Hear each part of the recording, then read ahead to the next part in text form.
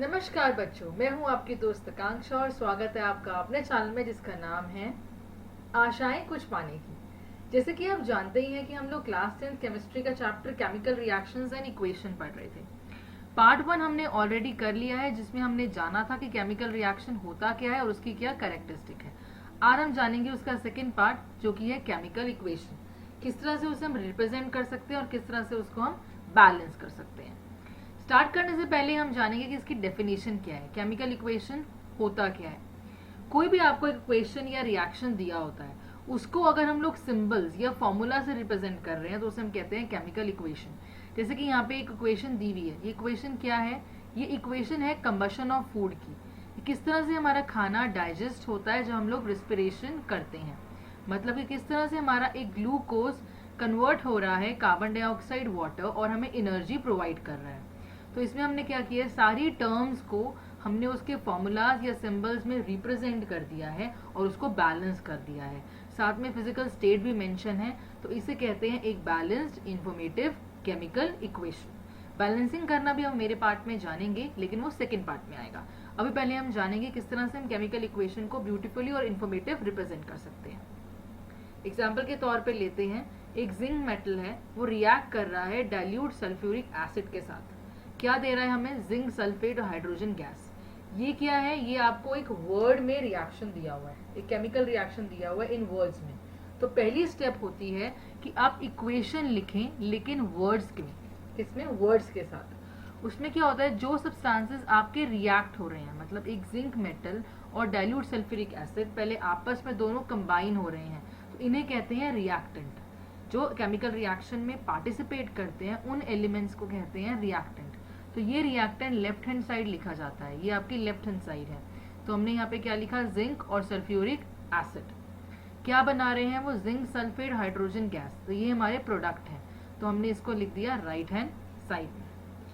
दोनों रिएक्टेंट्स को, जितने मर्जी रिएक्टेंट हो, जितने मर्जी प्रोडक्ट हो, सबको हम लोग प्लस साइन से सेपरेट आउट करते हैं। सेकेंड स्टेप आती है कि हम इनको सिंबल्स में लिखें, मतलब केमिकल इक्वेशन की फॉर्मेशन करना सिंबल्स में या फिर फॉर्मूले में लिखें। तो जिंक का सिंबल क्या होता है? Zn। सल्फ्यूरिक एसिड का होता है H2SO4, जिंक सल्फेट का होता है ZnSO4 और हाइड्रोजन का होता है H2। अब ये सारी वैल्यूज हम पुट कर देंगे इस वर्ड इक्वेशन में। जब पुट कर देंगे तो हमारा रिजल्टेंट आएगा जिंक प्लस H2SO4, जो दे रहा है ZnSO4 प्लस H2। तो ये हमारी क्या बन गई? ये हमारी बन गई एक केमिकल इक्वेशन, जिसमें जो लेफ्ट हैंड साइड वाले होते हैं वो रिएक्टेंट कहलाए जाते हैं और जो हमारे राइट हैंड साइड वाले होते हैं उसमें प्रोडक्ट कहलाए जाते हैं। अब हम इंडिविजुअली स्टडी करते हैं कि रिएक्टेंट क्या होते हैं, प्रोडक्ट क्या होते हैं, इस प्लस साइन का मतलब क्या है और इस एरो साइन का मतलब क्या है। रिएक्टेंट्स वो होते हैं जो आपके left hand side of the chemical equation में लिखे जाते हैं, प्लस साइन उनके बीच में होता है। उसी का उल्टा जो होता है वो प्रोडक्ट होता है, जो आपके राइट हैंड साइड में लिखा जाता है इक्वेशन के, विद अ प्लस साइन उनके बीच में आता है। अब बात आती है एरो की।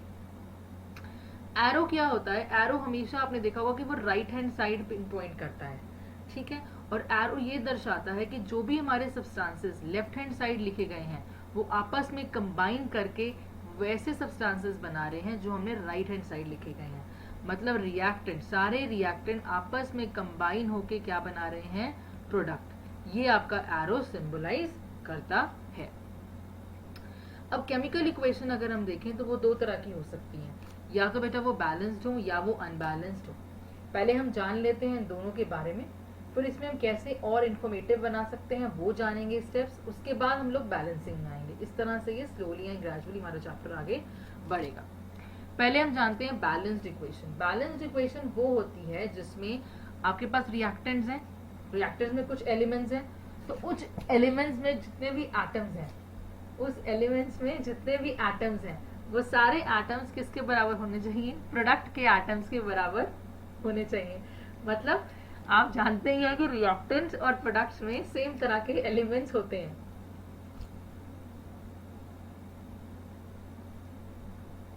सेम तरह के एलिमेंट्स होते हैं। तो जितने भी इसमें एटम्स हैं, इसमें रिएक्टेंट्स के साइड में जितने भी मेरे एलिमेंट्स हैं, वो सेम एलिमेंट्स के अलग अलग प्रोडक्ट बनेंगे प्रोडक्ट साइड में। तो उनके जो नंबर ऑफ एटम्स हैं वो बराबर होने चाहिए। चेक कर लेते हैं। पहले हम zinc atom, hydrogen atom, sulphur atom और ऑक्सीजन एटम, ये हमारे पास चार अलग अलग हमें लोगों को एलिमेंट्स दिए हुए हैं। इनमें हम एटम्स देखते हैं कि रिएक्टेंट और प्रोडक्ट साइड में बराबर हैं या नहीं। अगर बराबर होंगे तो ये एक बैलेंस्ड इक्वेशन है। जैसे हम जिंक एटम देखते हैं तो उसमें रिएक्टेंट 1 एक है एटम रिएक्टेंट साइड में और एक ही है प्रोडक्ट साइड में। हाइड्रोजन देखते हैं तो वो 2 है रिएक्टेंट साइड में, 2 ही है प्रोडक्ट साइड में।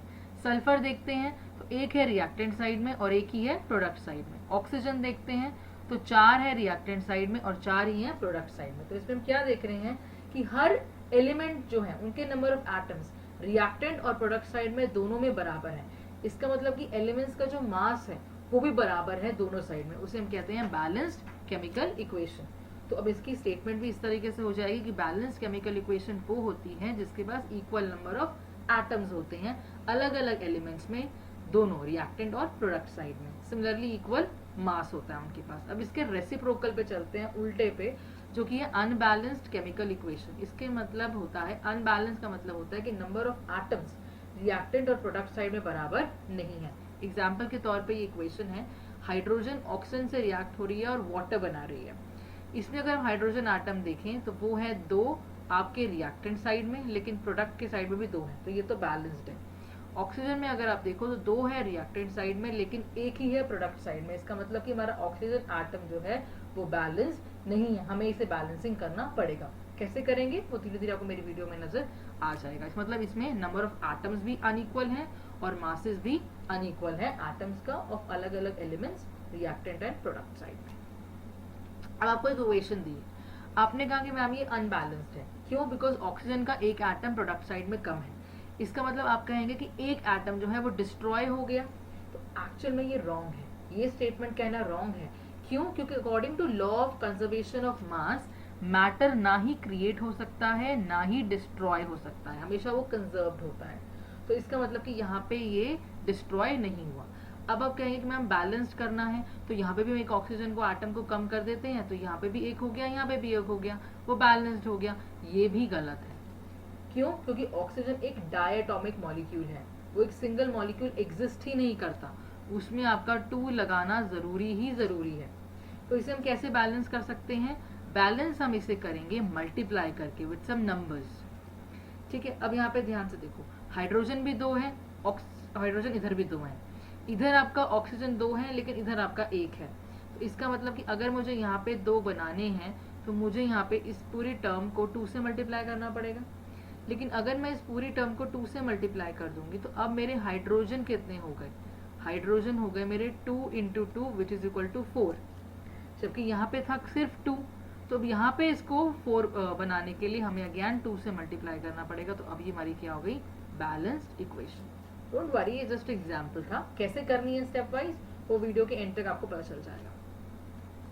ठीक है, अब जानते हैं कौन कौन सी एलिमेंट्स है जो एग्जिस्ट करते हैं एज अ डायटोमिक मॉलिक्यूल। आपका ऑक्सीजन एग्जिस्ट करता है, आपका हाइड्रोजन एग्जिस्ट करता है, आपका नाइट्रोजन एग्जिस्ट करता है, आपका फ्लोरीन करता है, क्लोरीन करता है, ब्रोमीन करता है, आयोडीन।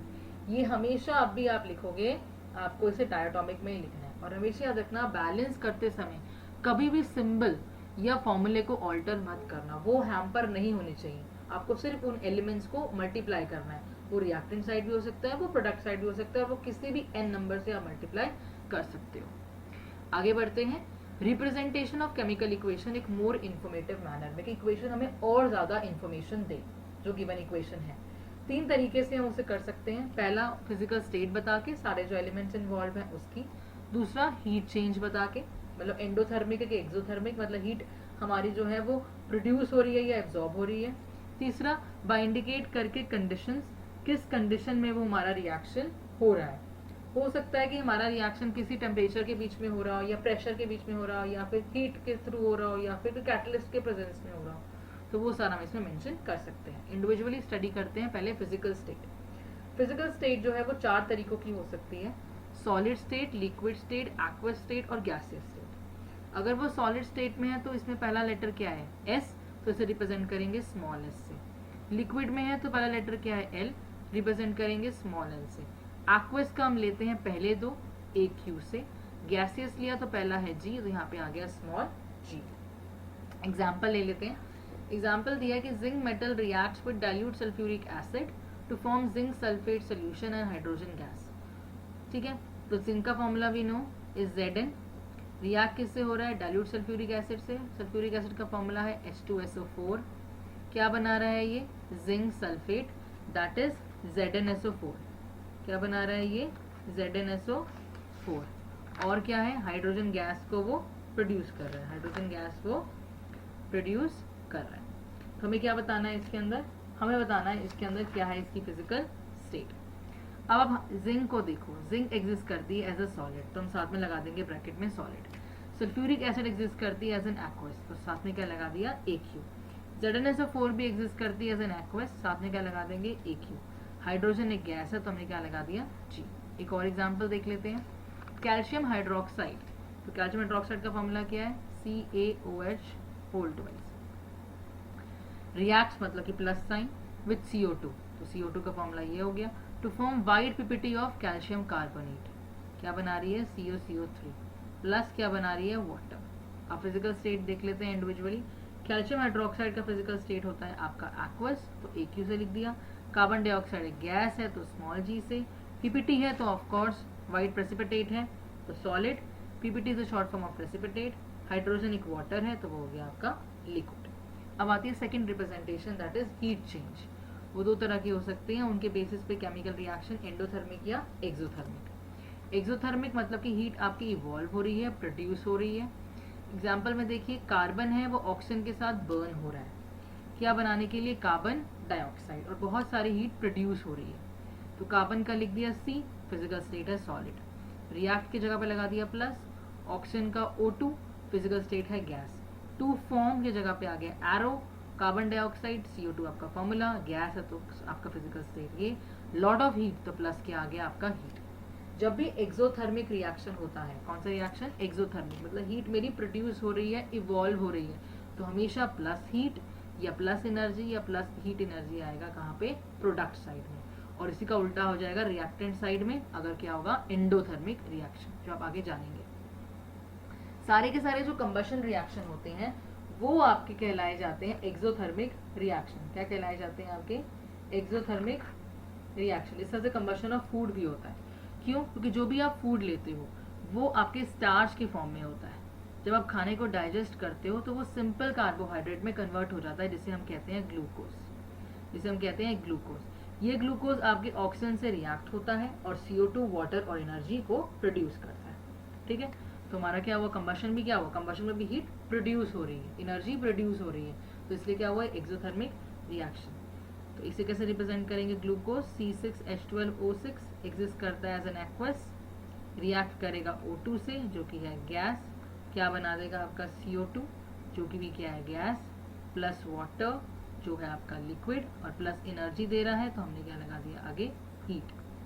बैलेंस्ड फॉर्म लिखें तो यहाँ पे 6 आएगा, यहाँ पे 6 आएगा, यहाँ पे 6 आएगा। डरिए मत, कैसे बैलेंस हो रहा है वो आगे जाके स्टेप वाइज बताऊंगी मैं। तो ये होगी आपकी इक्वेशन। बर्निंग ऑफ मैग्नीशियम, पिछले वाले लेक्चर में आपने देखा होगा मैंने पूरा एक्सपेरिमेंट एक्सप्लेन किया था किस तरह से मैग्नीशियम को हम लोग बर्न करते हैं और डेजलिंग वाइट फ्लेम निकलता है और हाइड्रोजन गैस निकलती है, इवॉल्व होती है, तो उसमें भी हीट इवॉल्व हो रही है, इसलिए एक्सोथर्मिक रिएक्शन है। वेजिटेबल मैटर की डिकम्पोजिशन भी आपकी एक्सोथर्मिक रिएक्शन है। अब इसका उल्टा चलते हैं, एंडोथर्मिक रिएक्शन, मतलब जिसमें हमें हीट का इस्तेमाल करना पड़ रहा है, मतलब सब्सटेंसेस हीट के प्रेजेंस में एक प्रोडक्ट बनाते हैं। जैसे नाइट्रोजन और ऑक्सीजन दोनों को हीट करते हैं बहुत ही हाई टेम्परेचर पे, 3000 डिग्री सेल्सियस अप्रॉक्सीमेटली, और वो नाइट्रोजन मोनोऑक्साइड और बहुत सारी हीट को एब्जॉर्ब कर रहा है। क्योंकि हीट को एब्जॉर्ब कर रहा है इसलिए प्लस हीट प्लस एनर्जी या प्लस हीट एनर्जी कहाँ आया? रिएक्टेंट साइड पे। सारे के सारे जो डिकम्पोजिशन रिएक्शंस होते हैं वो आपके एंडोथर्मिक रिएक्शन होते हैं, क्योंकि इन सब में एनर्जी का इस्तेमाल होता है। वो एनर्जी आपकी हीट के फॉर्म में भी हो सकती है, लाइट के फॉर्म में भी हो सकती है और इलेक्ट्रिसिटी के फॉर्म में भी हो सकती है। इंडिविजुअली तीनों का एग्जांपल देख लेते हैं। पहले हीट के फॉर्म में, heating of calcium carbonate, calcium carbonate को हीट कर रहे हैं, calcium oxide plus CO2 gas दे रहा है। दूसरा फोटोसिंथेसिस प्रोसेस देखो, उसमें क्या हो रहा है? हम लोग लाइट एनर्जी ले रहे हैं क्योंकि इसमें हमारा सनलाइट यूज होती है, तो ये भी एंडोथर्मिक रिएक्शन हो गया। इलेक्ट्रोलिसिस ऑफ वाटर, हाइड्रोजन और ऑक्सीजन बना रहा है इलेक्ट्रिसिटी का यूज करके, तो ये क्या हो गया आपका? Endothermic reaction. ठीक है, अब आगे आती है थर्ड रिप्रेजेंटेशन, वो है कंडीशंस को इंडिकेट करना। Conditions I have already told you कि इसमें कोई बॉइलिंग तो नहीं इन्वॉल्व, कोई कैटलिस्ट तो नहीं इन्वॉल्व, कोई टेम्परेचर तो नहीं इन्वॉल्व, कोई प्रेशर तो नहीं इन्वॉल्व। अगर कोई हीटिंग इन्वॉल्व होता है या बॉइलिंग तो उसमें डेल्टा साइन लगाते हैं, और हमेशा ये डेल्टा साइन एरो के ऊपर लगता है, याद रखिएगा। कोई कैटलिस्ट अगर इन्वॉल्व है तो वो आपका एरो के ऊपर भी आ सकता है, एरो के नीचे भी आ सकता है, ठीक है। लेकिन अगर बर्निंग है तो डेल्टा हमेशा ऊपर ही आएगा। एग्जाम्पल पोटेशियम क्लोरेट है, इसे हम लोग हीट कर रहे हैं, मैंगनीज डाइऑक्साइड कैटलिस्ट की फॉर्म में, तो हीट कर रहे हैं मतलब बॉइलिंग आ गया डेल्टा, ठीक है। कैटलिस्ट भी आ गया आपका मैंगनीज डाइऑक्साइड, तो MnO2 आपका कैटलिस्ट भी आ गया। क्या बना रहा है वो पोटेशियम क्लोराइड, और आपका क्या बना रहा है वो ऑक्सीजन गैस। तो KClO3 है जिसे हम लोग हीट कर रहे हैं, जो कि सॉलिड फॉर्म में है, कैटलिस्ट की फॉर्म प्रेजेंस में, जो कि MnO2, और क्या बना रहा है वो KCl जो कि सॉलिड है, प्लस O2 गैस। बैलेंस करोगे यहाँ 3 आ जाएगा, यहाँ पे 2 आ गया, सिंपल। तो यहाँ पे दो कंडीशंस यूज हुई हैं, कैटलिस्ट एंड हीटिंग। अब टेम्परेचर और प्रेशर को भी यूज कर सकते हो, जैसे मिथेनॉल का बनना, जैसे मिथाइल अल्कोहल कहते हैं, किससे, कार्बन मोनोऑक्साइड और हाइड्रोजन से। इसमें टेम्परेचर भी यूज हो रहा है और प्रेशर भी यूज हो रहा है, ठीक है। इसकी इक्वेशन देखो, कार्बन मोनोऑक्साइड जो कि गैस है वो हाइड्रोजन के साथ मिक्स होता है, जो कि अगेन गैस है। कितना एटमॉस्फेरिक प्रेशर, 300 एटमॉस्फेरिक प्रेशर में, ठीक है। और क्या टेम्परेचर होता है, 300 डिग्री सेल्सियस में।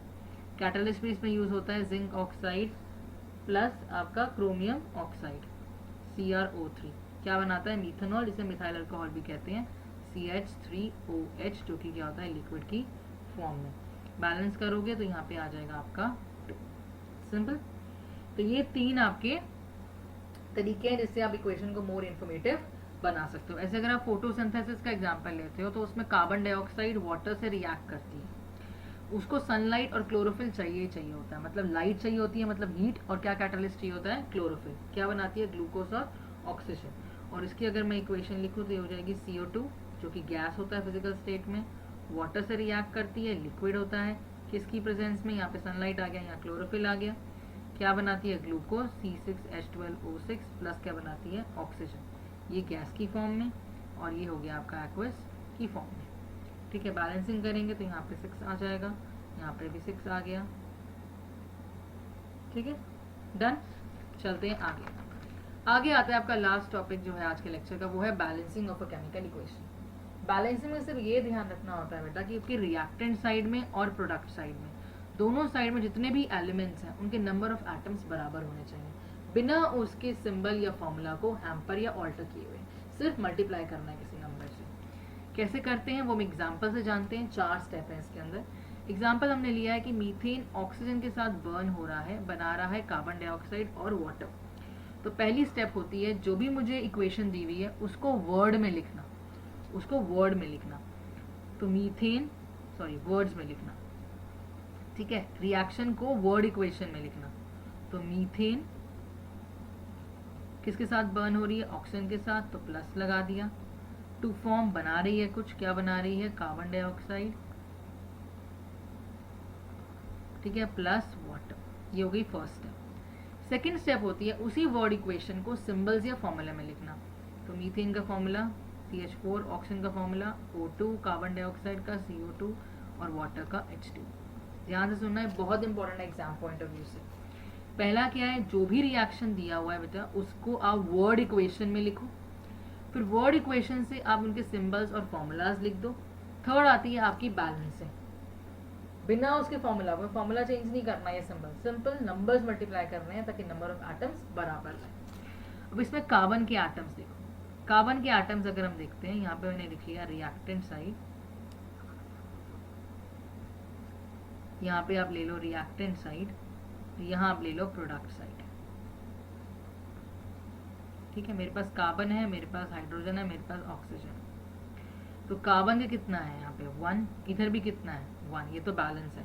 हाइड्रोजन के कितने हैं 4, वहाँ पे कितने हैं 2, बैलेंस नहीं। ऑक्सीजन के कितने हैं यहाँ पे 2, और ऑक्सीजन के यहाँ पे कितने हैं 3, मतलब ऑक्सीजन और हाइड्रोजन मेरे बैलेंस्ड नहीं है। अब यहाँ पे हाइड्रोजन के हैं 4, यहाँ पे हैं 2, इसे हम 4 बना सकते हैं इस पूरे टर्म को 2 से मल्टीप्लाई करके, ठीक है। तो हमने फर्स्ट स्टेप क्या किया, हमने H2 को 2 से मल्टीप्लाई कर दिया, तो इससे मेरे हाइड्रोजन इधर भी 4 आ गए, इधर भी 4 आ गए, कार्बन इधर भी 1 है, इधर भी 1 है, 2 तो हो गए बैलेंस्ड। रह गया ऑक्सीजन, यहाँ पे 2 है, यहाँ पे कितने हो गए 2 + 2 4। अब इसे भी हमें क्या करना पड़ेगा, 4 बनाना पड़ेगा, तो इसे भी हम क्या कर देंगे 2 से मल्टीप्लाई कर देंगे। 2O2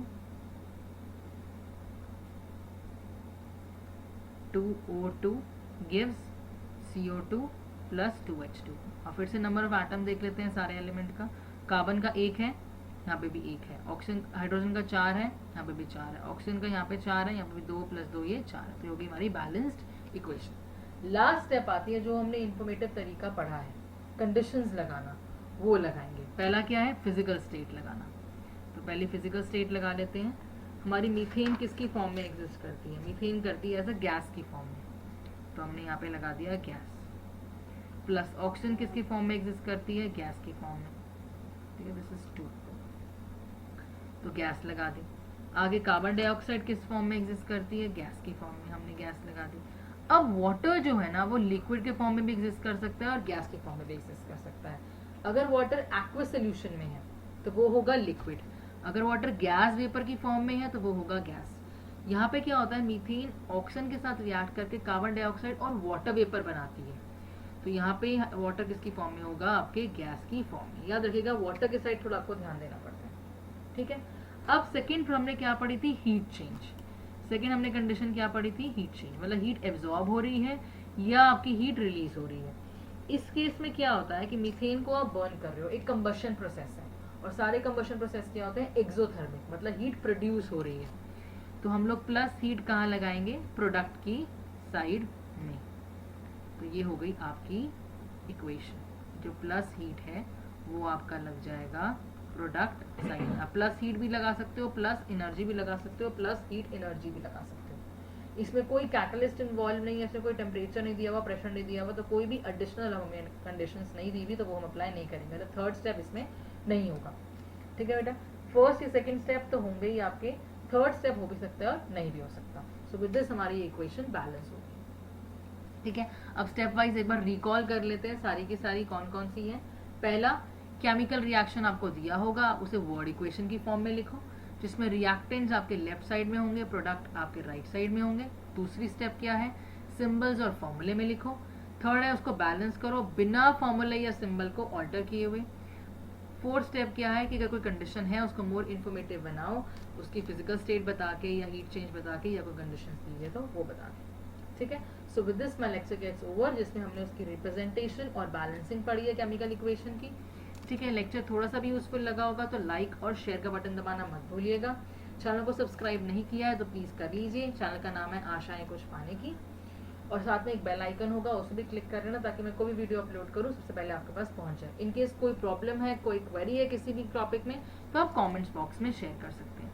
till then take care, bye bye and keep smiling.